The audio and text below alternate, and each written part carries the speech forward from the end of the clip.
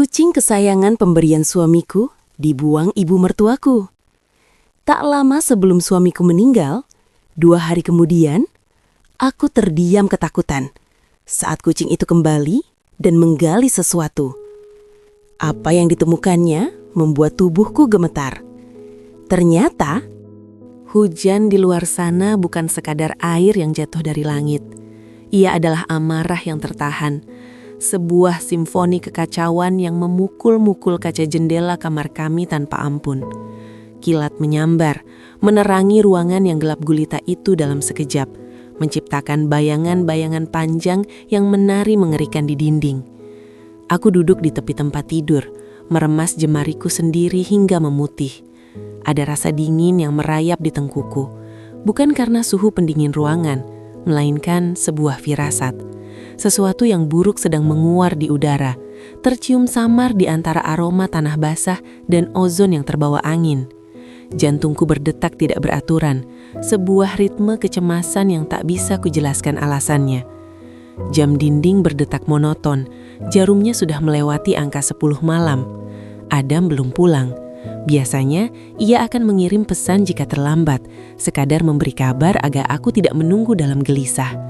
Namun malam ini ponselku bisu, layarnya gelap, seolah ikut bersekongkol dengan malam untuk menyiksaku. Suara deru mesin mobil yang familiar akhirnya terdengar menembus gemur hujan. Cahaya lampu sorot menyapu tirai jendela, dan aku segera bangkit, setengah berlari menuruni tangga. Rasa lega sempat menyusup, namun segera terhenti saat pintu depan terbuka. Adam berdiri di sana, basah kuyup, meski ia memarkir mobil di garasi. Air menetes dari ujung rambutnya yang berantakan, jatuh ke lantai marmer yang dingin. Namun bukan itu yang membuat napasku tercekat. Wajahnya, suamiku, pria yang biasanya penuh dengan senyum hangat dan sorot mata jenaka, kini tampak pucat pasi. Bibirnya membiru dan ada lingkaran hitam yang begitu dalam di bawah matanya.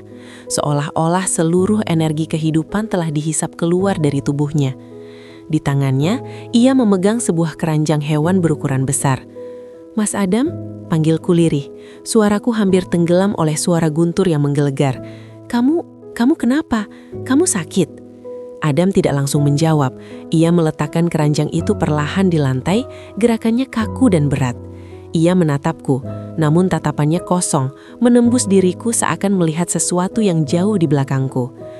"Viana, kenalkan, ini Leo." Ia membuka pintu keranjang besi itu.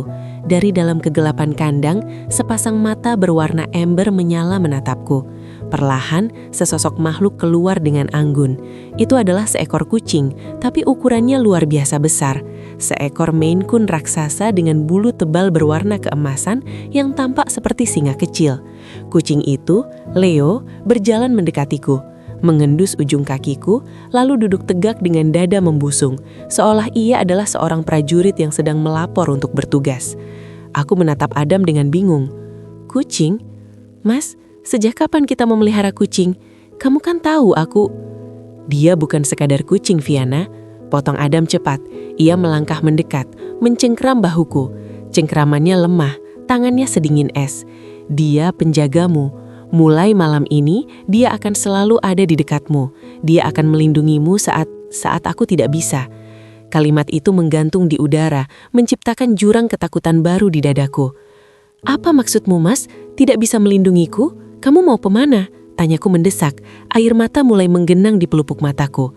Adam tersenyum tipis, sebuah senyuman yang begitu rapuh dan menyakitkan. Ia menangkup wajahku dengan kedua tangannya yang dingin. "Aku mungkin akan pergi jauh, sayang. Sangat jauh. Ada hal-hal yang tidak bisa aku jelaskan sekarang, tapi berjanjilah satu hal padaku. Jaga Leo dan biarkan Leo menjagamu. Jangan pernah biarkan dia pergi." "Mas, jangan bicara ngawur. Kamu membuatku takut," isahku. Tanpa menjawab, Adam menarikku ke dalam pelukannya. Namun pelukan itu berbeda. Biasanya pelukan Adam adalah tempat paling aman di dunia, hangat dan menenangkan. Tapi malam ini tubuhnya terasa kaku, dingin dan asing. Ia memelukku erat, terlalu erat, seakan ini adalah kali terakhir ia bisa merasakan detak jantungku. Ada getaran halus di tubuhnya, seperti seseorang yang sedang menahan tangis atau menahan rasa sakit yang luar biasa. Itu adalah pelukan perpisahan, sebuah goodbye yang tak terucapkan namun terasa begitu nyata menyayat hati. Ia melepaskan pelukannya tiba-tiba, lalu berbalik badan tanpa menatapku lagi. Aku harus bekerja, ada berkas yang harus kuselesaikan di ruang kerja. Jangan tunggu aku tidur. Mas, makan malam dulu. Aku tidak lapar, jawabnya singkat, sambil melangkah pergi diikuti oleh Leo yang berjalan pelan di belakangnya, sebelum akhirnya kucing itu berhenti di ambang pintu ruang tengah, menatap punggung tuannya yang menghilang di lorong gelap menuju ruang kerja. Aku berdiri mematung di ruang tamu yang luas dan sepi, ditemani suara hujan yang semakin menggila. Leo kembali padaku, menggesekkan tubuh besarnya ke kakiku, mendengkur pelan. Tapi dengkurannya tidak terdengar manja, melainkan terdengar berat dan waspada. Malam itu, tidur menjadi hal yang mustahil. Setiap kali aku memejamkan mata, bayangan wajah pucat Adam dan kata-kata misteriusnya tentang pergi jauh terus berputar di kepalaku. Apakah dia sakit keras? Apakah dia terlibat masalah hukum? Atau ada wanita lain? Tidak, Adam bukan tipe peselingkuh, tapi ketidaktahuan ini membunuhku perlahan.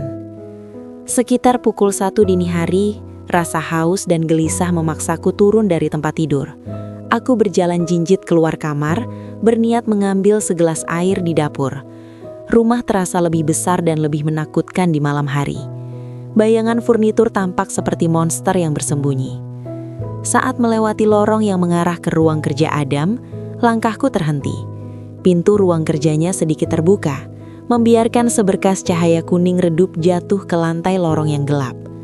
Suara Adam terdengar dari dalam, bukan suara lembut yang biasa ku dengar, melainkan suara penuh amarah yang tertahan. Aku mendekat, menahan nafas, menempelkan punggungku ke dinding dingin di samping pintu. Aku tahu menguping itu salah. Tapi rasa ingin tahuku jauh lebih besar daripada sopan santun. Cukup, Bu. Aku bilang cukup. Ada membentak. Suaranya bergetar hebat. Ia sedang menelpon seseorang, dan dari panggilannya, aku tahu itu Ibu Ratih, ibu tirinya. Jeda sejenak. Aku bisa mendengar suara samar dari seberang telepon. Nada tinggi yang melengking meski tak jelas kata-katanya. Aku tidak peduli dengan utang sosialita ibu atau arisan berlian itu. Ada menyela lagi. Kali ini lebih keras, seolah kesabarannya sudah habis terbakar. Perusahaan sedang diaudit, Bu. Audit eksternal. Mereka memeriksa setiap sen aliran dana. Kalau aku mengeluarkan uang tunai dalam jumlah besar lagi untuk ibu, kita semua tamat. Mereka sudah mulai mencurigai dengan laporan keuangan tahun lalu. Jantungku berdegup kencang. Audit? Uang perusahaan? Selama ini Adam selalu bilang bisnis propertinya lancar-lancar saja. Jangan bawa-bawa nama papa. Suara Adam merendah, terdengar penuh luka dan kepahitan. Papa meninggal karena serangan jantung mendadak, dan ibu langsung menguasai aset pribadinya. Sekarang ibu mau merongrong perusahaanku juga. Investasi yang ibu paksa aku ikuti bulan lalu itu bodong, Bu. Uangnya hilang. Miliaran rupiah lenyap dan sekarang ibu minta lagi untuk menutupi lubang itu. Aku menutup mulutku dengan tangan, menahan pekikan kaget. Investasi bodong, miliaran rupiah. Pantas saja wajah Adam begitu pucat. Beban yang ia pikul sendirian ternyata begitu berat. Tidak, keputusanku bulat. Desis Adam. Nadanya final dan dingin. Aku tidak akan mentransfer 1 rupiah pun lagi. Dan besok, aku akan menemui pengacara untuk membahas ulang pembagian dividen saham ibu. Aku tahu apa yang ibu lakukan di belakangku. Suara bantingan gagang telepon terdengar keras, diikuti hening yang mencekam. Aku gemetar, kakiku lemas. Adam sedang melawan Ibu Ratih, wanita yang selama ini kukenal sebagai mertua yang anggun meski sedikit angkuh. Ternyata di balik senyum manisnya, ada tuntutan yang mencekik leher suamiku. Tiba-tiba, aku merasakan sesuatu menyentuh betisku. Aku hampir menjerit, tapi tertahan di tenggorokan. Aku menunduk. Di kegelapan lorong, 2 mata amber menyala menatapku. Leo, kicing jaksasa itu berdiri di sampingku, tapi ia tidak sedang menatapku. Leo menatap lurus ke arah pintu ruang kerja Adam yang sedikit terbuka. Bulu-bulu di punggung Kicing itu berdiri tegak. Ekornya yang lebat mengembang 2 kali lipat ukurannya. Ia mengeluarkan suara geraman rendah dari dalam tenggorokannya. Sebuah hissing yang panjang dan penuh ancaman. Kicing itu tidak melihat Adam sebagai ancaman, tapi seolah-olah ia melihat sesuatu yang lain. Sebuah bayangan hitam atau aura jahat yang sedang melingkupi suamiku di dalam ruangan itu. Reaksi Leo membuat darahku berdesir ngeri. Binatang konon bisa melihat apa yang tidak bisa dilihat manusia. Dan saat ini, Leo melihat bahaya. "Mas," bisikku, lirih, terlalu takut untuk masuk. Di dalam, aku mendengar Adam batuk-batuk. Suara batuk yang kering dan menyakitkan. Lalu suara kursi berderit. Aku segera berbalik dan berlari kecil kembali ke kamar tidur. Jantungku berpacu seirama dengan kilat yang kembali menyambar di luar. Malam itu, hujan tak kunjung reda. Aku bersembunyi di balik selimut, memeluk guling dengan erat. Sementara Leo melompat naik ke kasur dan berbaring di kaki tempat tidur. Matanya tetap terbuka, waspada menatap pintu kamar, seolah menjaga benteng terakhir pertahanan kami. Firasat buruk itu kini bukan lagi hanya sekedar uap. Ia telah memadat menjadi batu berat yang menindih dadaku, membisikkan bahwa badai yang sesungguhnya belum dimulai, dan perpisahan dingin yang Adam berikan tadi hanyalah sebuah awal dari mimpi buruk yang panjang. Matahari pagi itu tidak membawa kehangatan yang semestinya. Cahayanya pucat, seolah enggan menembus tirai mendung sisa hujan semalam yang masih menggantung rendah di langit. Aku terbangun dengan perasaan yang tidak enak, sebuah gumpalan berat yang menekan ulu hatiku. Di sampingku, Adam masih tertidur, namun tidurnya tidak tenang. Keringat dingin membasahi keningnya dan alisnya berkerut dalam, seakan mimpi buruk sedang mengejarnya bahkan hingga ke alam bawah sadar. Aku bangkit perlahan, berusaha tidak membangunkannya. Kejadian semalam masih terbayang jelas di benakku. Suara bentakan Adam pada ibu tirinya, wajahnya yang pucat saat membawa pulang Leo, dan tatapan mata kucing raksasa itu yang seolah memperingatkan bahaya. Leo sendiri kini sedang duduk di ambang pintu kamar kami, ekor emasnya yang tebal melingkar rapi. Namun matanya yang tajam tidak berkedip menatap ke arah tangga, seolah menjaga benteng terakhir pertahanan kami. "Sudah bangun, sayang?" Suara serak Adam mengejutkanku. Aku menoleh, mendapati suamiku sedang berusaha duduk sambil memijat pelipisnya. Wajahnya terlihat jauh lebih tua dari usianya pagi ini. Lingkaran hitam di bawah matanya begitu kentara. "Baru saja," jawabku lembut, menghampirinya dan mengusap punggung tangannya yang terasa dingin. "Badanmu masih hangat, Mas. Sebaiknya kamu istirahat saja hari ini. Jangan ke kantor dulu." Adam menggeleng lemah, senyum tipis yang dipaksakan terkukir di bibirnya. "Aku tidak bisa, Vi. Audit itu, aku harus menyelesaikannya. Kalau tidak, perusahaan ayah akan hancur." Ia menghela napas panjang, tatapannya menerawang. "Dan soal ibu, aku harus bicara lagi dengannya. Aku merasa bersalah sudah membentaknya semalam." Hatiku mencelos. Adam dengan segala kebaikannya selalu menjadi pihak yang meminta maaf, bahkan ketika ia tidak salah. "Mas, Ibu Ratih itu yang..." Belum sempat aku menyelesaikan kalimatku, bel rumah berbunyi nyaring, memecah keheningan pagi yang rapuh. Leo seketika berdiri, bulu di sepanjang punggungnya meremang. Ia mengeluarkan geraman rendah, suara yang terdengar asing dan berbahaya keluar dari kerongkongannya. "Siapa pagi-pagi begini?" gumamku cemas. Kami turun ke lantai bawah. Saat aku membuka pintu utama, sosok Ibu Ratih sudah berdiri di sana. Penampilannya pagi ini sangat kontras dengan keributan semalam. Ia mengenakan gamis sutra berwarna merah marun yang elegan, wajahnya poles make up sempurna, dan yang paling mengerikan adalah senyum itu. Senyum manis yang terlalu lebar, namun tidak pernah mencapai matanya yang dingin bagai es. Di tangannya, ia membawa sebuah rantang susun dan botol kaca besar berisi cairan pekat berwarna kecoklatan. "Selamat pagi anak-anakku sayang," sapanya dengan nada riang yang dibuat-buat, suaranya melengking sedikit di ujung kalimat. Ia melangkah masuk tanpa dipersilahkan, mengabaikan Leo yang mendesis tajam dari balik kakiku. Ibu datang membawa sarapan, dan tentu saja permintaan maaf. Adam yang menyusul di belakangku tampak tertegun sejenak. "Ibu, aku..." Potong Ibu Ratih sambil meletakkan bawaannya di meja makan. Ia berbalik, menatap Adam dengan ekspresi yang ia atur sedemikian rupa agar terlihat keibuan. Ibu yang salah, Dam. Ibu terlalu emosional soal uang itu. Ibu sadar perusahaan sedang sulit. Maafkan ibu ya. Aku berdiri mematung di dekat pintu dapur, mengamati sandiwara ini dengan perut mual. Perubahan sikapnya terlalu drastis, terlalu cepat.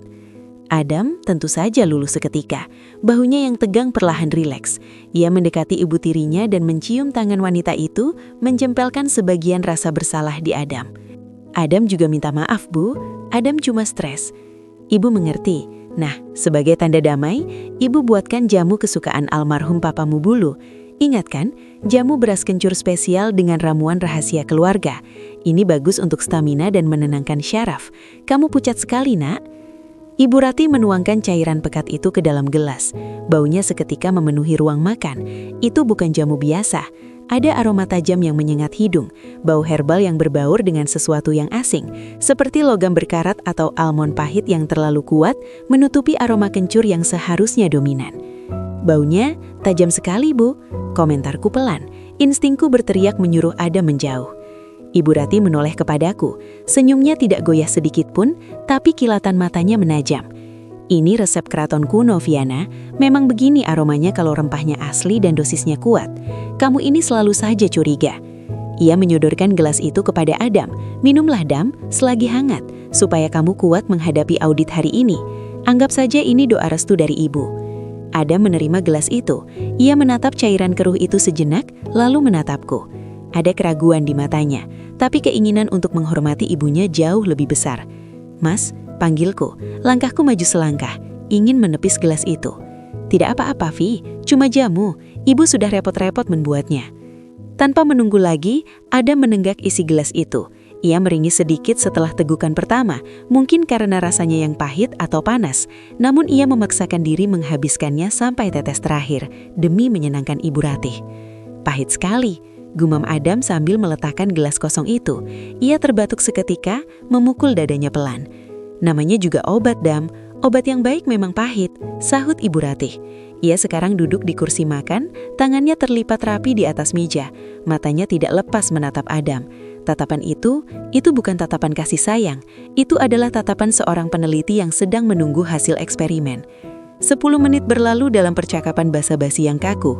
Aku sedang menuangkan air putih untuk Adam ketika tiba-tiba suara gelas pecah menghentikan detak jantungku. Prang! Aku berputar cepat. Adam berdiri terhuyang, tangannya mencengkeram lehernya sendiri. Wajahnya yang tadi pucat kini berubah merah padam. Urat-urat di leher dan pelipisnya menonjol keluar seakan hendak meledak. Mas Adam, teriakku histeris, berlari menghampirinya. Adam mencoba bicara, tapi hanya suara ngik tertahan yang keluar, seolah saluran napasnya tersumbat paksa.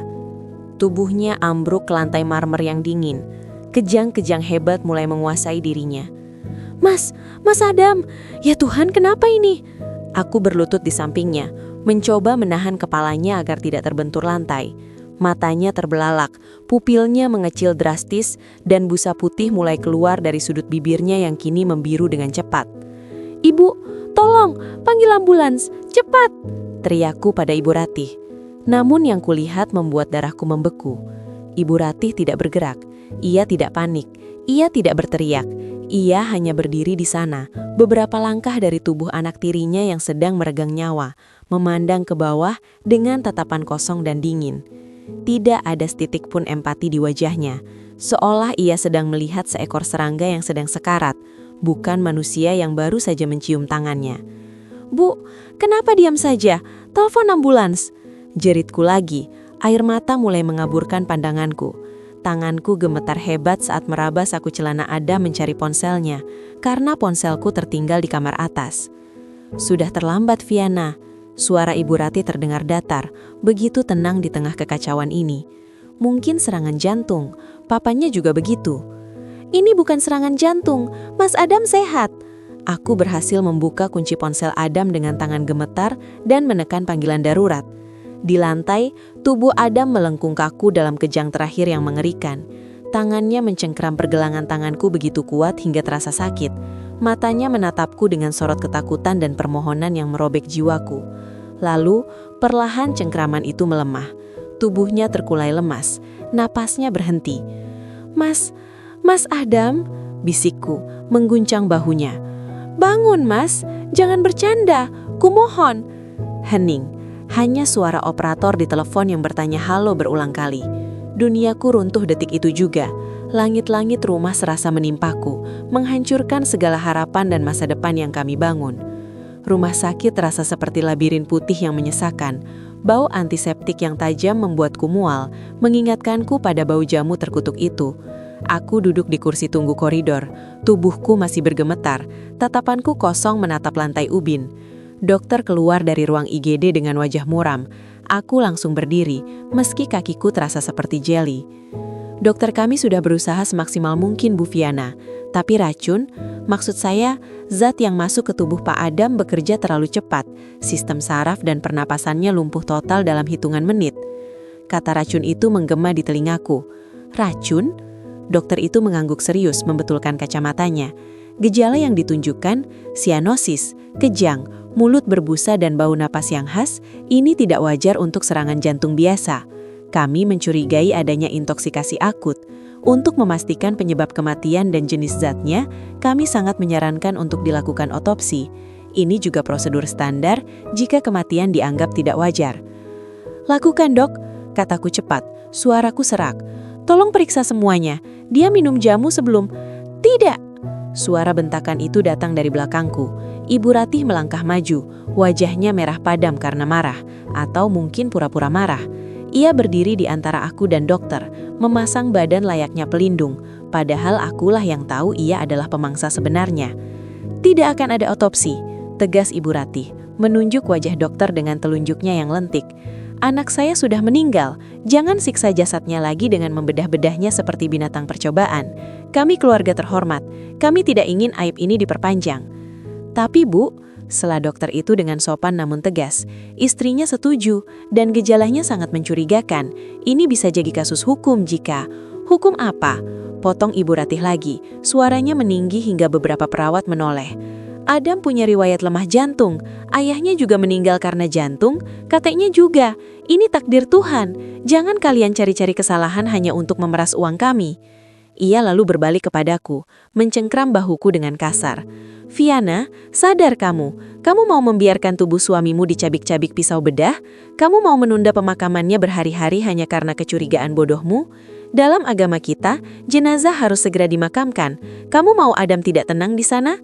Kata-kata itu menghantamku bertubi-tubi.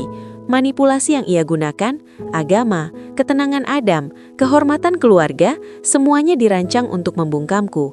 Aku masih dalam kondisi syok berat, otakku belum bisa memproses logika dengan benar.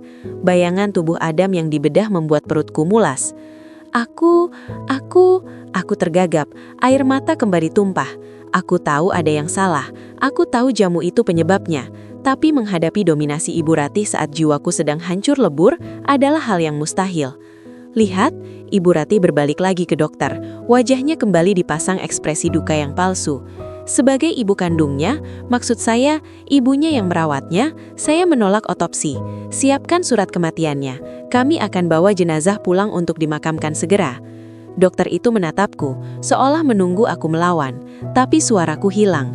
Tenagaku habis terkuras oleh tangis dan trauma melihat suami tercintaku meregang nyawa di depan mata.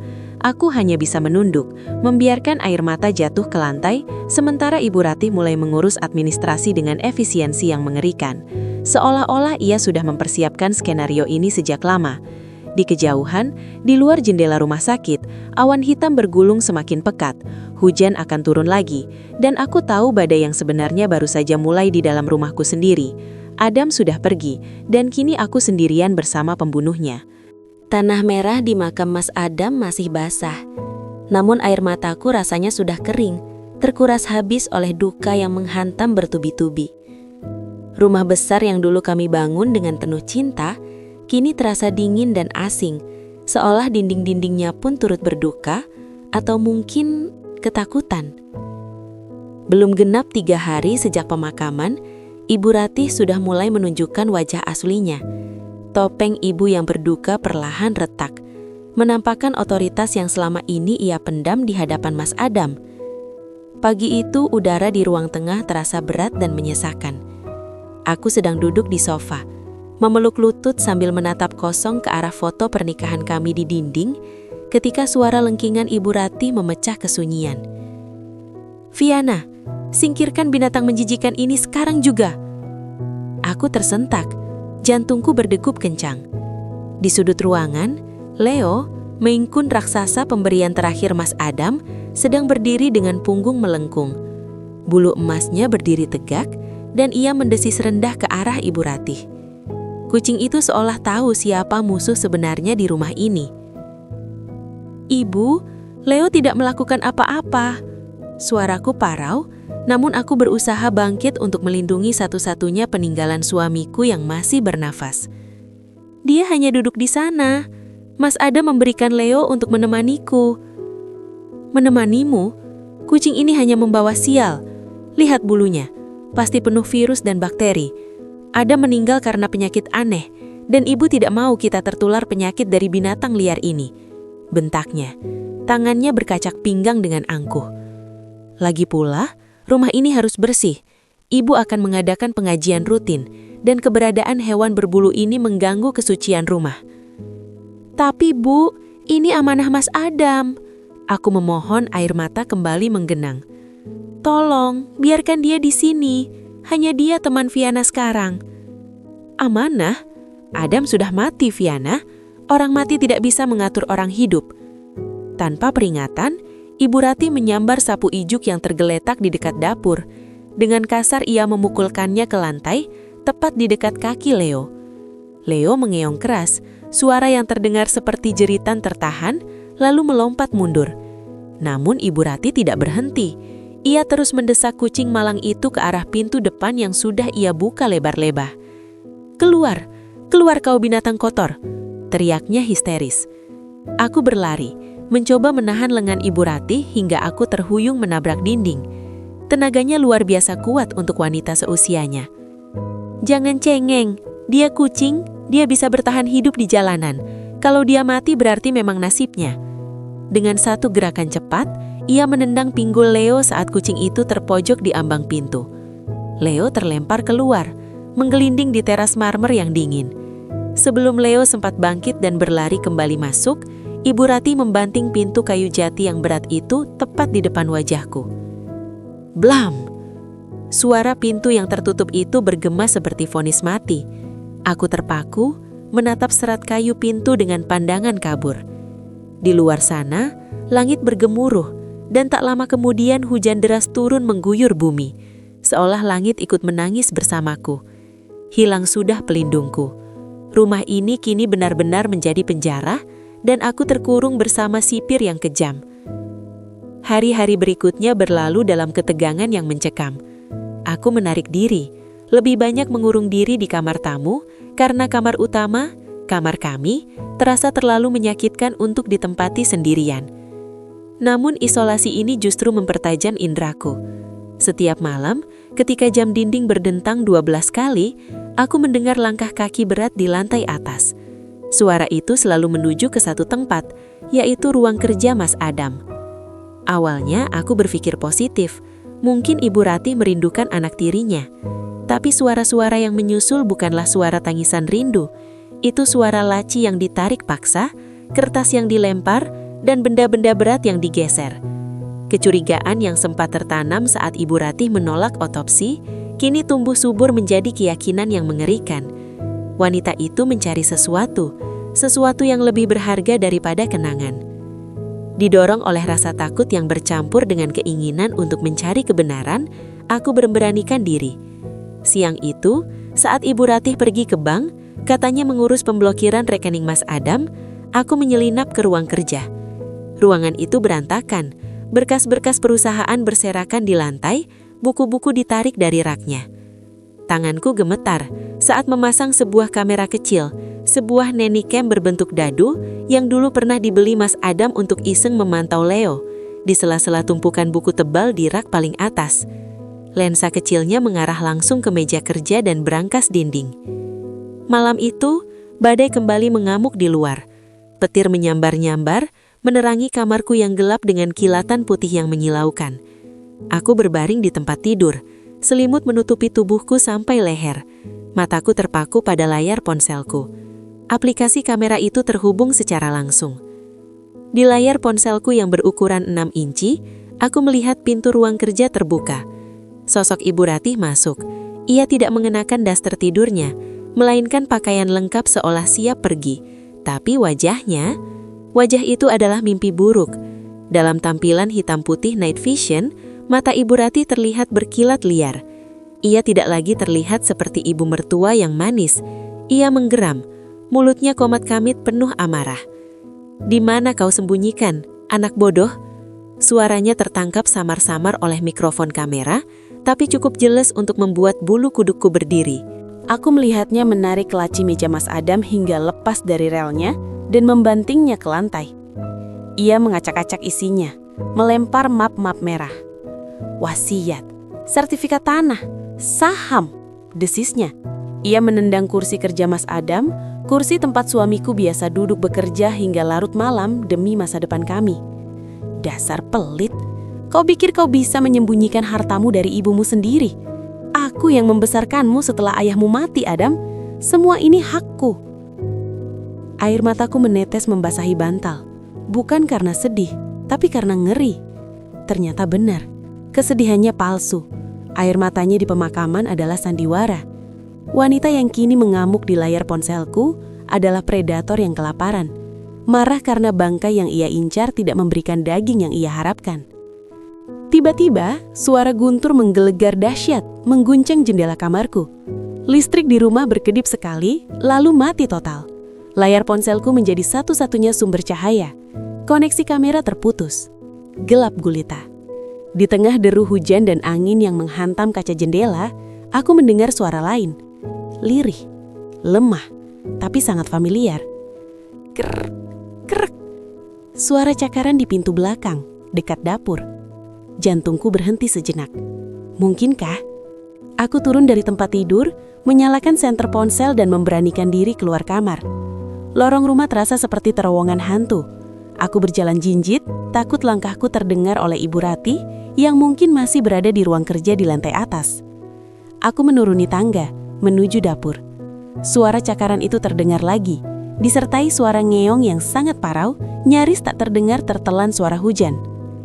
Tanganku gemetar saat memutar kunci pintu dapur yang terhubung ke halaman belakang. Begitu pintu terbuka, angin kencang membawa butiran air hujan menampar wajahku. "Leo," bisikku. Di bawah sorot lampu senter ponsel, aku melihatnya. Leo, tapi bukan Leo yang gagah seperti dulu. Tubuhnya basah kuyup hingga terlihat sangat kurus. Bulu emasnya yang megah kini kusam dan penuh lumpur. Ada luka sobek di telinga kirinya yang masih mengucurkan darah segar. Dan ia berjalan pincang. "Ya Tuhan, Leo!" Aku berlutut, mengabaikan lantai yang basah dan merentangkan tangan. Kucing besar itu tidak langsung menghambur ke pelukanku. Ia menatapku dengan mata kuningnya yang tajam, seolah menyampaikan pesan urgensi. Ia mengeong lagi, kali ini lebih keras, lalu menggigit ujung gamis tidurku dan menariknya. "Masuklah Leo, kita obati lukamu," ajakku, mencoba mengangkatnya. Tapi Leo menolak. Ia mundur ke tengah hujan, menoleh kepadaku, lalu kembali menatap ke kegelapan halaman belakang. Ia kembali menarik kain bajuku, kali ini dengan sentakan yang lebih kuat. Ia ingin aku mengikutinya, keluar, di tengah badai. Ada sesuatu dalam tatapan Leo yang mengingatkanku pada Mas Adam. Tatapan protektif, tatapan yang menyiratkan bahwa ada sesuatu yang harus segera diselesaikan. "Kau mau membawaku kemana?" tanyaku pada angin. Aku tidak berpikir panjang lagi. Aku menyambar payung yang ada di dekat pintu, meski tahu itu takkan banyak berguna melawan angin ribut ini, dan melangkah keluar mengikuti Leo. Halaman belakang kami luas, dipenuhi pepohonan yang kini meliuk-liuk dihajar angin. Tanah rumput berubah menjadi lumpur yang licin. Sandalku terbenam setiap kali melangkah. Dinginnya hujan menusuk hingga ke tulang, membuat gigiku gemerutuk. Leo berjalan tertatih-tatih di depan, sesekali berhenti untuk memastikan aku masih mengikutinya. Ia membawaku jauh ke sudut halaman, menuju pohon mangga tua yang batangnya besar dan berlumut. Itu adalah tempat favorit Mas Adam duduk saat sore hari. Di bawah naungan pohon mangga itu, tanah sedikit lebih kering, meski tetap becek. Leo berhenti tepat di antara dua akar besar yang menonjol. Tanpa memedulikan kakinya yang pincang, ia mulai menggali tanah dengan panik. Cakar-cakarnya menyibakkan tanah basah, menciptakan lubang kecil. Aku terpaku sejenak, lalu naluriku bekerja. Aku melempar payungku dan ikut berlutut di lumpur. Apa yang ada di sini, Leo? Apa yang Mas Adam sembunyikan? Aku menggali dengan tangan kosong. Kuku-kukuku kemasukan tanah, perih dan dingin. Kami berdua, seorang janda dan seekor kucing terluka, menggali seperti orang gila di tengah badai petir itu. Duk! Jari-jariku membentur sesuatu yang keras. Bukan batu, bunyinya seperti metal. Jantungku berpacu lebih cepat dari deru guntur di atas kepala. Aku mempercepat galianku, menyingkirkan tanah yang menutupi benda itu. Perlahan, bentuk sebuah kotak besi berwarna hitam mulai terlihat. Kotak itu berukuran sebesar kotak sepatu, terkunci rapat dengan gembok kombinasi angka. Dengan nafas tersenggal-senggal, aku menarik kotak itu keluar dari liangnya. Berat, dinginnya mentalan menembus kulit telapak tanganku. Aku mengusap lumpur yang menutupi bagian atas kotak. Di sana, tertempel secarik selotip tebal yang melindungi sebuah tulisan tangan spidol permanen. Tulisan tangan yang sangat aku kenal. Tulisan tangan Mas Adam. Untuk istriku Viana, buka hanya jika aku sudah tiada. Duniaku seakan berhenti berputar. Hujan yang menghujam punggungku tak lagi terasa. Suara petir seolah menjauh. Yang tersisa hanya detak jantungku sendiri yang menggema di telingaku. Dan tatapan Leo yang kini duduk diam di sampingku. Nafasnya memburu, menjaga kotak itu seolah itu adalah nyawa tuannya. Aku memeluk kotak besi itu erat-erat ke dadaku, melindunginya dari hujan. Di dalam sini ada jawaban. Di dalam sini mungkin ada alasan kenapa Mas Adam pergi begitu cepat, dan kenapa ia meninggalkan Leo untukku. Mas Adam sudah mempersiapkan ini. Ia tahu bahaya itu mengintai. Ayo Leo, bisikku, suaraku gemetar hebat. Kita masuk, kita harus buka ini. Aku bangun berdiri. Tubuhku penuh lumpur, basah kuyup dan menggigil. Tapi di dalam hatiku rasa takut itu mulai berganti dengan tekad. Mas Adam tidak meninggalkanku tanpa senjata. Ia meninggalkan jejak warisan yang sesungguhnya, bukan berupa uang yang dicari Ibu Ratih, melainkan kebenaran yang akan menghancurkan kejahatan di balik dinding mewah kediaman kami. Dengan Leo yang berjalan pincang di sisiku, aku melangkah kembali ke rumah, membawa kotak Pandora yang siap membongkar segala dosa yang tertanam di balik dinding mewah kediaman kami. Air hujan bercampur lumpur masih menetes deras dari ujung gaun tidurku, menciptakan genangan keruh di lantai parket kamar tidur. Napasku memburu, berpacu dengan detak jantung yang seolah ingin meledak keluar dari rongga dada. Di luar, guntur kembali menggelegar, mengguncang jendela kaca hingga bergetar hebat. Namun suara itu tak sebanding dengan kebisingan di kepalaku. Aku mengunci pintu kamar dengan tangan gemetar, memastikan grendel terpasang sempurna. Ketakutan akan sosok Ibu Ratih yang mungkin terbangun karena suara badai atau suara kami masuk membuatku paranoid. Di hadapanku, di atas karpet yang kini kotor oleh jejak kami, tergeletok sebuah kotak besi berkarat. Kotak yang baru saja kami gali dari bawah pohon mangga di tengah badai. Leo, kucing Maine Coon raksasa itu, terbaring di samping kotak tersebut. Tubuhnya yang kurus dan penuh luka tampak menyedihkan. Bulu emasnya yang dulu megah kini lepek dan kusam. Namun matanya, mata yang begitu mirip dengan Adam, menatapku tajam, seolah mendesakku untuk segera menyelesaikan apa yang telah kami mulai. Terima kasih Leo, bisikku parau, mengusap kepalanya yang basah. Ia merespon dengan dengkuran lemah, suaranya terdengar seperti mesin rusak di dalam dadanya yang bidang. Aku beralih pada kotak besi itu. Dingin, benda itu terasa sedingin es saat ku sentuh.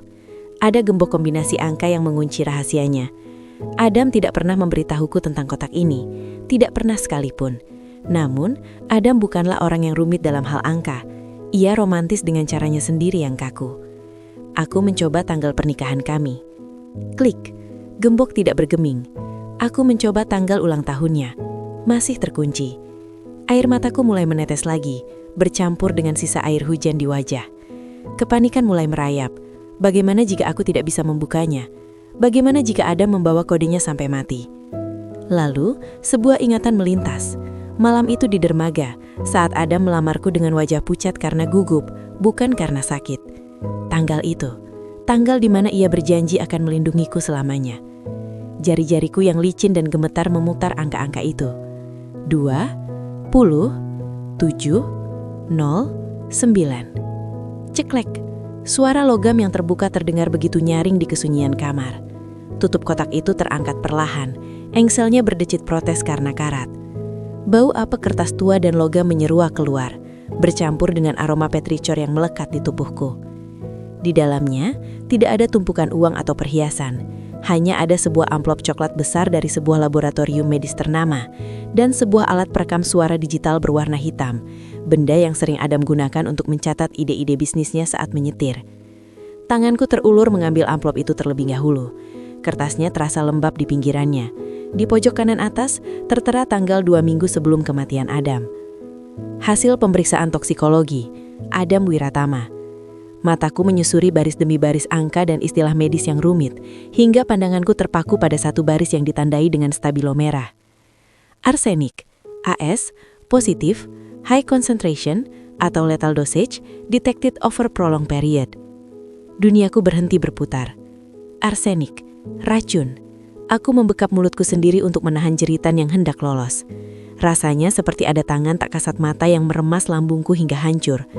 Ingatan itu datang menghantamku seperti ombak pasang. Ibu Rati dengan senyum manisnya yang palsu, membawa gelas demi gelas jamu herbal yang katanya resep rahasia keluarga untuk stamina. Bau menyengat yang selalu membuatku mual, namun Adam meminumnya tanpa sisa. Demi menghargai ibu, kata Adam waktu itu. Adam bukan meninggal karena serangan jantung mendadak. Dia dibunuh, perlahan-lahan, setiap hari, di depan mataku sendiri, oleh wanita yang dipanggilnya ibu. Dengan tangan yang kini terasa mati rasa, aku meraih alat perekam suara. Benda kecil itu terasa berat, seolah memuat nyawa suamiku. Aku menekan tombol play. Hening sejenak, hanya suara desis statis. Lalu suara itu terdengar. Tes, 1, 2, V, kalau kamu mendengar ini, berarti aku sudah tidak ada. Air mataku tumpah ruah tak terbendung. Suara Adam terdengar berat dan serak. Napasnya terdengar pendek-pendek, sangat berbeda dengan suara tegas yang biasa ku dengar di kantor. Ada keputusasaan yang menggantung di setiap suku katanya. Maafkan aku sayang, lanjut suara Adam dari rekaman itu. Ada jeda panjang, terdengar suara gelas berdenting dan Adam yang terbatuk hebat. Batuk yang menyakitkan. Aku tidak punya banyak waktu. Tubuhku rasanya terbakar dari dalam setiap habis minum ramuan itu. Aku mendekatkan alat perekam itu ke telinga, seolah ingin merasakan kehadiran fisik Adam. Leo mengangkat kepalanya. Telinganya bergerak-gerak mendengar suara tuannya, dan ia mengeluarkan suara mengeong yang pilu. Aku tahu, Vi. Aku tahu apa yang dia lakukan. Suara Adam bergetar, kini dipenuhi amarah yang tertahan. Ibu Ratih, dia meracuniku. Sama seperti dia meracuni Papa 2 tahun lalu. Aku baru menemukan buktinya di berangkas selama Papa seminggu yang lalu. Pola yang sama, gagal jantung yang dipicu zat kimia. Napasku tercekak. Jadi, kematian ayah mertuaku yang mendadak itu juga bukan karena usia. Wanita itu, Ibu Ratih, adalah pembunuh berantai yang hidup di bawah atap kami. Kenapa aku tidak lapor polisi? Kenapa aku tetap meminumnya? Suara Adam terdengar lirih, seolah menjawab pertanyaan yang berteriak di kepalaku. Dia mengancammu, Vi. Dia bilang, kalau aku menolak perawatannya, dia akan beralih merawatmu. Dia mengancam akan membuatmu celaka dengan cara yang tidak akan pernah bisa dibuktikan polisi. Bodoh. Kamu bodoh, Mas. Rutuku disela isak tangis, memukul pelan lantai kayu. Kenapa kamu berkorban sendirian? Aku mengumpulkan bukti ini. Hasil lab itu, simpan baik-baik. Itu bukti otentik yang aku ambil diam-diam dari rumah sakit lain, bukan dokter langganan ibu. Lanjut Adam. Napasnya semakin berat di rekaman itu. Dan Leo, kucing itu, dia tahu. Insting hewan tidak bisa dibohongi. Jaga Leo, Vi. Dia satu-satunya yang Ibu Ratih takuti karena dia pernah menyerang ibu saat mencoba menuang racun ke makananku dulu. Pantas saja Ibu Ratih begitu membenci Leo. Pantas saja Leo selalu bersikap agresif pada wanita itu. Dengar baik-baik, Viana. Nada suara Adam berubah serius, mendesak. Aku sudah mengalihkan seluruh aset, saham perusahaan, dan sertifikat rumah ini atas namamu. Semuanya. Aku membuatnya secara akte notaris terpisah melalui Pak Hendra, teman lamaku, bukan pengacara keluarga yang sudah disuap ibu. Dokumen asli ada di kantor Pak Hendra. Cari dia. Jangan biarkan Ibu Ratih mengambil 1 rupiah pun. Suara guntur di luar kembali menggelegar, seolah alam turut marah mendengar pengakuan ini. Aku meremas alat perekam itu erat-erat. Kotak ini, aku kubur di bawah pohon tempat kita sering duduk sore hari. Karena aku tahu, hanya kamu dan Leo yang sering ke sana. Ibu Ratih tidak akan pernah sudi menginjak tanah becek di halaman belakang. Adam terdiam lama di rekaman itu. Terdengar isakan tertahan. Laki-laki yang selama ini ku kenal tegar, runtuh dalam rekaman terakhirnya. Aku takut, Vi. Sejujurnya aku takut mati. Tapi aku lebih takut meninggalkanmu dengan ular itu tanpa persiapan. Maafkan aku karena pergi jauh tanpa mengajakmu. Maafkan pelukan terakhirku yang mungkin terasa dingin. Rasanya seluruh darahku sudah membeku. Mas, rintihku. Rasa sakit di dada ini begitu hebat, hingga rasanya aku tak sanggup bernafas. Hiduplah Viana, lawan dia. Gunakan bukti ini saat waktunya tepat. Jangan gegabah. Dia licik. Aku mencintaimu, lebih dari nyawaku sendiri. Selamat tinggal istriku. Klik. Rekaman berakhir. Kesunyian kembali menyelimuti kamar. Namun kini, kesunyian itu terasa berbeda. Bukan lagi kesunyian yang hampa dan penuh tanda tanya. Ini adalah kesunyian yang berat, penuh dengan kebenaran yang mengerikan. Aku meletakkan alat perekam itu kembali ke dalam kotak. Tubuhku menggigil hebat, bukan karena kedinginan oleh baju basah, tapi karena guncangan batin yang luar biasa. Selama ini, aku tidur di rumah yang sama dengan pembunuh suamiku. Aku makan di meja yang sama, bahkan mencoba bersikap sopan pada wanita iblis itu. Rasa bersalah menghimpit dadaku. Saat Adam sekarat, saat dia kejang-kejang di lantai, aku tidak tahu apa-apa. Aku membiarkan wanita itu berdiri di sana, mungkin tersenyum dalam hati melihat rencananya berhasil. Dan penolakannya terhadap otopsi, itu bukan karena agama atau kehormatan. Itu untuk menutupi jejak arsenik di tubuh Adam. Aku menatap Leo. Kucing besar itu kini telah menyeret tubuhnya mendekatiku. Dia meletakkan dagunya di atas pahaku yang basah. Matanya menatapku dengan sorot yang anehnya menenangkan. Seolah berkata, "Sekarang kamu tahu, sekarang kita tidak sendirian." Aku memeluk leher Leo, membenamkan wajahku di bulunya yang berantakan dan bau tanah. Aku menangis lagi, tapi kali ini bukan tangis kebingungan. Ini adalah tangis duka yang bercampur dengan kemarahan yang membara. "Aku berjanji, Mas," bisikku di telinga Leo, seolah membisikannya pada roh Adam yang mungkin masih ada di ruangan ini. "Aku tidak akan membiarkan kematianmu sia-sia. Aku akan menghancurkannya. Aku akan membuatnya membayar setiap tetes rasa sakitmu." Aku menghapus air mata dengan gasar. Tidak ada waktu untuk terus meratap. Ibu Latih ada di kamar sebelah atau di lantai bawah. Mungkin sedang merencanakan langkah selanjutnya untuk menyingkirkanku dan menguasai harta yang dia kira akan jatuh ke tangannya. Dia tidak tahu aku sudah memiliki kuncinya. Dia tidak tahu bahwa Adam, dalam diamnya, telah memasang perangkap untuknya. Aku bangkit perlahan, kaki masih terasa lemas. Aku mengambil handuk kering, lalu dengan lembut mulai mengeringkan tubuh Leo. Kucing itu meringis pelan saat aku menyentuh luka di kakinya, membuat hatiku perih. "Maafkan aku, Leo. Kamu sudah berjuang keras," ujarku lirih. Besok kita akhiri ini." Setelah memastikan leher cukup kering dan hangat di atas tumpukan selimut tebal, aku menyembunyikan kotak besi itu. Bukan di lemari, bukan di dalam laci. Aku menyimpannya di dalam false ceiling, plafon gantung di atas lemari pakaianku, tempat yang dulu pernah Adam tunjukkan untuk menyembunyikan kado ulang tahunku. Aku mengganti pakaian basahku dengan pijama kering, lalu duduk di tepi tempat tidur, menatap kegelapan di luar jendela. Badai masih mengamuk, kilat menyambar membelah langit malam, namun badai di dalam dadaku jauh lebih dahsyat.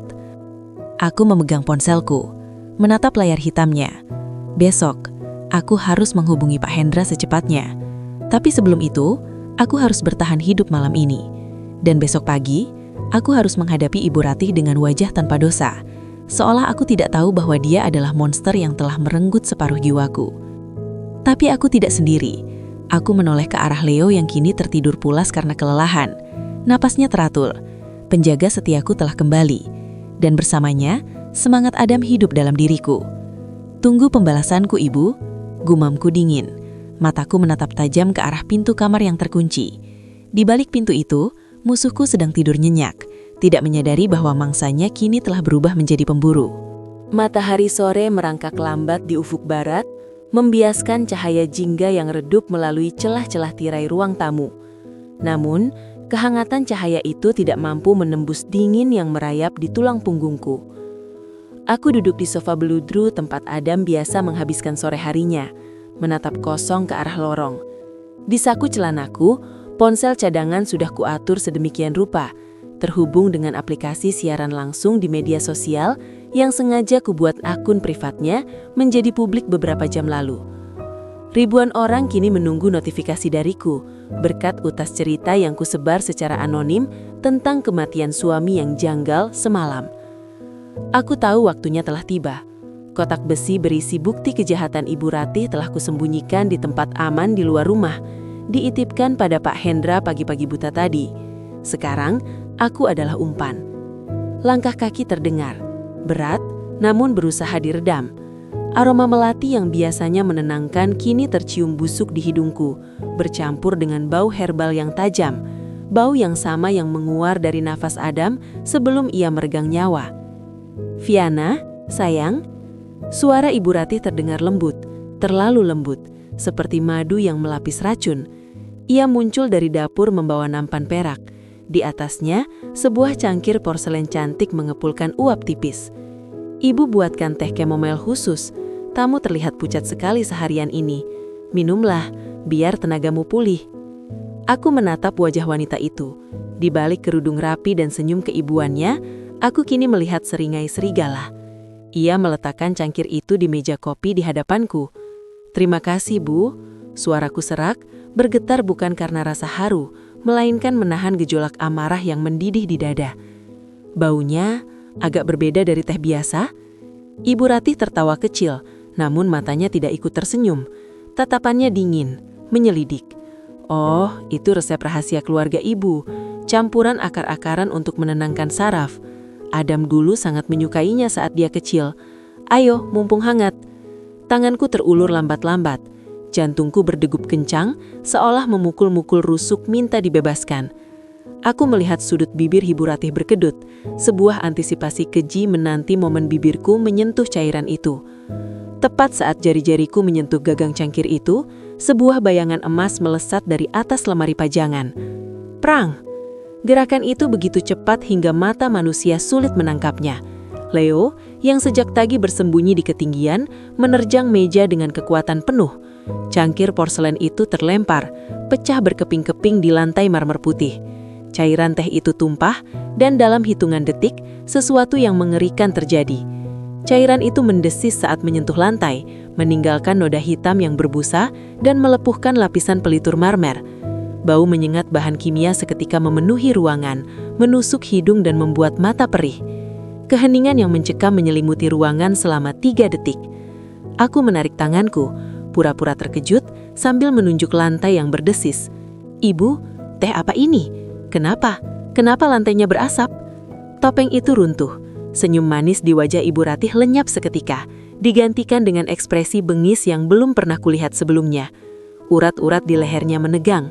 Ia tidak lagi melihatku sebagai menantu yang berduka, melainkan sebagai hama yang gagal dibasmi. "Dasar kucing sialan!" teriaknya melengking penuh kebencian. Ia menendang pecahan cangkir itu ke arahku, namun Leo sudah melompat mundur dengan anggun. Bulu emasnya berdiri tegak, menggeram rendah dengan suara yang terdengar seperti gemuruh petir dari dalam dadanya. Mata Leo yang tajam tidak lepas dari Ibu Ratih, siap menerkam. Ibu Ratih menoleh kepadaku, nafasnya memburu. Kau sudah tahu kan? Sikapmu seharian ini aneh. Kau tidak minum air yang kusiapkan di kamar, kau tidak makan siang. Kau tahu." Aku berdiri perlahan, membiarkan air mata kepalsuan mengering dan menggantikannya dengan tatapan tajam. "Aku tahu Ibu membunuh Mas Adam. Aku tahu Ibu membunuh ayah mertuaku. Dan sekarang, Ibu mau membunuhku demi harta yang bahkan bukan hak Ibu." "Hak?" Ibu Ratih tertawa. Suara tawanya menggema mengerikan di ruang tamu yang luas. "Aku merawat ayahnya bertahun-tahun. Aku yang mengurus perusahaan saat Adam sibuk bermain dengan kucing bodoh ini. Semua itu milikku. Jika Adam tidak pelit dan mau menandatangani pencairan dana itu, dia tidak perlu mati secepat ini." Pengakuan itu meluncur saja begitu, didorong oleh arogansi dan kemarahan. Jadi, benar, Ibu meracuni Mas Adam dengan arsenik. Pancingku mundur selangkah demi selangkah ke arah sudut ruangan di mana aku telah menyembunyikan tripod kecil di balik vasa bunga besar. Arsenik, sianida, apa bedanya? Yang penting dia mati dan tidak menghalangiku. Ibu Ratih melangkah maju, tangannya merogoh ke balik saku gamisnya yang longgar.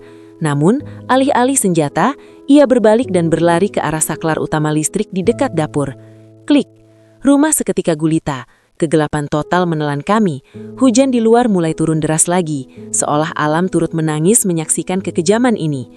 Kau pikir kau bisa lari di rumah sendiri, Viana? Suara Ibu Ratih terdengar menggema dari kegelapan, berpindah-pindah. Aku tahu setiap sudut rumah ini lebih baik darimu. Aku menahan nafas, meraba dinding dalam gelap, bergerak cepat menuju vasa bunga. Tanganku yang gemetar mengaktifkan tombol live di layar ponsel. Cahaya redup dari layar ponsel menjadi satu-satunya penerangan di sudut itu, menyorot wajahku yang ketakutan. Tolong, bisikku ke arah kamera, memastikan ribuan penonton melihatnya. Ibu Ratih, dia membunuh suamiku. Dia mencoba membunuhku. Langkah kaki berat terdengar mendekat. Cahaya senter menyilaukan mata, diikuti kilatan logam. Ibu Ratih berdiri 3 meter dariku, tangan kanannya menggenggam pisau daging besar yang biasa ia gunakan di dapur. Wajahnya diterangi pantulan cahaya senter dari bawah, menciptakan bayangan setan yang mengerikan. Matikan ponsel itu, bentaknya saat menyadari apa yang kulakukan. Ia tidak peduli lagi pada apapun selain menghabisiku. Kau mau pamer pada dunia? Baiklah, biarkan mereka melihat bagaimana kau mati kecelakaan karena dirampok. Ibu sadar ribuan orang sedang menonton ini? Polisi sedang menuju ke sini, teriakku. Berusaha terdengar berani meski lututku gemetar hebat. Persetan dengan polisi. Saat mereka datang, kau sudah dingin. Dan aku akan bilang kau histeris lalu menyerangku. Ibu Ratih menerjang. Aku terpekik, menutup wajah dengan lengan, bersiap merasakan dinginnya besi menembus kulitku. Namun, rasa sakit itu tak kunjung datang. Sebaliknya, terdengar suara geraman buas yang memakakkan telinga, diikuti jeritan kesakitan dari Ibu Ratih. Ah, lepaskan! Setan! Kucing setan! Aku membuka mata. Dalam remang cahaya ponsel yang terjatuh miring, aku melihat pemandangan yang takkan pernah kulupakan. Leo, kucing Maine Coon raksasa seberat 10 kg itu, telah melompat tepat ke wajah Ibu Ratih. Cakar depannya yang setajam silet menancap di bahu dan lengan wanita itu. Sementara taringnya mengarah ke pergelangan tangan yang memegang pisau. Kekuatan momentum Leo membuat Ibu Ratih terhuyung ke belakang. Pisau daging itu terlepas dari genggamannya, berdenting nyaring di lantai. Leo tidak melepaskannya. Ia bukan lagi kucing peliharaan yang manja. Malam ini, dia adalah inkarnasi dari amarah Adam, pelindung yang ditugaskan dari alam lain. Ibu Ratih jatuh telentang, berusaha memukul Leo. Tapi kucing itu terlalu gesit dan berat. Leo mendesis, mencakar wajah Ibu Ratih sekali lagi, meninggalkan garis merah melintang yang membuat wanita itu menjerit histeris dan menutupi wajahnya. Mas Adam ada di sini, racau Ibu Ratih. Matanya terbelalak ngeri menatap Leo yang berdiri gagah di atas dadanya, menahannya agar tidak bangun. Tatapan Leo menyala dalam gelap, seolah menghakimi dosa-dosa wanita itu. Suara sirina meraung-raung di kejauhan, semakin lama semakin dekat, memecah suara hujan. Lampu biru merah mulai berpendar menembus jendela depan. Viana, kami dari kepolisian, buka pintu. Aku merosot ke lantai, lemas. Pintu tidak dikunci, Pak. Masuk, teriakku sekuat tenaga. Detik berikutnya pintu depan didobrak kasar. Puluhan petugas berseragam menyerbu masuk dengan senter taktis menyala, menerangi ruang tamu yang seperti kapal pecah. Angkat tangan, jangan bergerak. Leo seolah mengerti tugasnya telah selesai, perlahan mundur dari tubuh Ibu Ratih. Ia berjalan tenang ke arahku, duduk di sampingku dan mulai menjilati kaki depannya yang sedikit terkena darah. Seolah-olah baru saja selesai bermain bola benang. Polisi segera memborgol Ibu Ratih yang masih meracau tak karuan tentang mata emas dan hantu Adam. Wajahnya penuh goresan, gamisnya robek. Saat ia diseret melewati kami, ia menatapku dengan tatapan kosong. Jiwanya seolah sudah hancur sebelum ia masuk penjara. Salah satu petugas menghampiriku, membantuku berdiri. Ibu Viana, Anda aman sekarang. Ambulans ada di depan. Aku menggeleng pelan, menolak tawaran tandu. Mataku tertuju pada Leo. Aku berjongkok, memeluk leher kucing raksasa itu erat-erat, membenamkan wajahku di bulunya yang tebal dan hangat. "Terima kasih, Leo," isaku pelan. "Kita berhasil." Leo merespons dengan dengguran halusnya yang bergetar di dadaku, sebuah suara yang sangat mirip dengan gumaman Adam saat ia menenangkanku dari mimpi buruk. 6 bulan kemudian, langit sore berwarna jingga keemasan, persis seperti warna bulu Leo yang kini duduk tenang di sampingku. Angin sepoi-sepoi menaikkan ujung kerudung hitamku, membawa aroma rumput segar dan tanah basah. Kami berada di pemakaman umum yang tenang di pinggiran kota. Di hadapanku, sebuah nisan marmer hitam berdiri kokoh. Namanya terukir dengan tinta emas. Adam Pratama. Tidak ada lagi ketakutan yang menghantuiku. Sidang berjalan lancar berkat rekaman suara Adam, hasil lab darah, dan tentu saja video siaran langsung yang menjadi viral itu. Ibu Rati divonis penjara seumur hidup atas pembunuhan berencana terhadap 2 orang, yakni suaminya dan anak tirinya. Keadilan, meski terlambat, akhirnya tegak. Aku berjongkok, meletakkan seikat bunga sedap malam, bunga favorit Adam, di atas pusarnya. "Mas," bisikku pelan. Jariku menelusuri ukiran namanya. Aku menoleh ke samping. Leo sedang duduk tegak, matanya menatap nisan seolah sedang berkomunikasi dalam diam dengan tuannya. Kucing itu terlihat lebih gemuk dan sehat sekarang. Bulunya berkilau di bawah sinar matahari senja. Leo," aku tersenyum tipis, mengelus kepala kucing besar itu. Leo memejamkan mata, menikmati sentuhanku. "Dia menjagaku dengan sangat baik, Mas, persis seperti janjimu. Dia tidak pernah membiarkanku sendirian dalam gelap." Ada rasa damai yang aneh menyelimuti hatiku. Rasa kehilangan itu masih ada tentu saja, melubangi sebagian dadaku yang tak akan pernah bisa utuh kembali. Tapi rasa takut, rasa terancam dan ketidakberdayaan itu telah sirna. Aku berdiri, membersihkan rokku dari debu. "Aku pamit dulu, Mas. Minggu depan aku akan datang lagi." Aku berbalik badan, melangkah menyusuri jalan setak berbatu.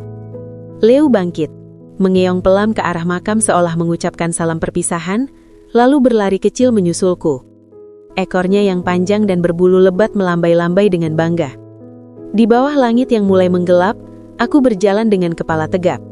Aku, Viana, istri dari Adam, dan Leo, sang penjaga setia. Kami berdua akan melanjutkan hidup, membawa cinta Adam sebagai perisai abadi kami. "Ayo, pulang Leo," ajakku.